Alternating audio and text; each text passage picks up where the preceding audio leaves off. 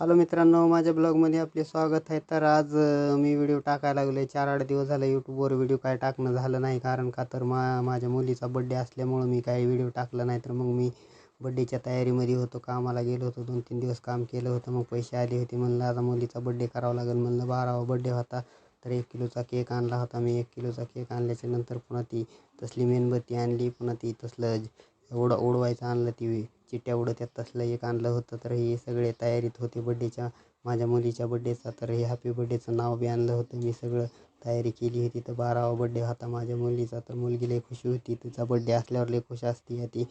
आणि शाळेमध्ये चॉकलेटं बी वाटले. तिनं म्हणली माझ्या मैत्रिणीला चॉकलेटं द्यायची, तर तिला मी 2 पुडे चॉकलेटची घेऊन दिली होती. एक म्हणलं होतं, तर नाही नाही पप्पा म्हणजे 2 मुलीले आहेत शाळेमध्ये, तर मग मी 2 चॉकलेटचे पुडे दिले होते. तर एक पुस्तक दिलं होतं, तर ती पुस्तक मॅडमला द्यायचं आहे म्हणली.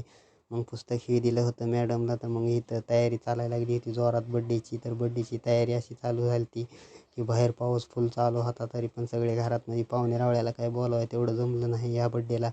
कारण ही 12वा बड्डे माझा वेगळाच झाला म्हणायचं. मग ती चांगला झाला बड्डे, लय भारी झाला. केक बी छान आणला होता मी, कारण का तर म्हणलं घरी सगळ्यांना खायचा आहे म्हणत होती केक. मग म्हणलं 1 किलोचा केक आणला होता, तर म्हणलं खा सगळेजण. खाऊन ही केक एवढा मोठा केक होता, तर लय भारी लागला होता. आईस केक होता ही. तर बड्डेला बड्डे बॉय आमचा लय खुश होता. तर मी मेणबत्ती ही असली ही उडवायच्या चिट्ट्या पण आणल्या होत्या, लय भारी वाटलं. ती व्हिडिओ बी लय मस्त वाटायला लागलं होतं बघायला. तर ही बड्डे बॉयला केक खाऊ घातला मी. पुन्हा नंतर मग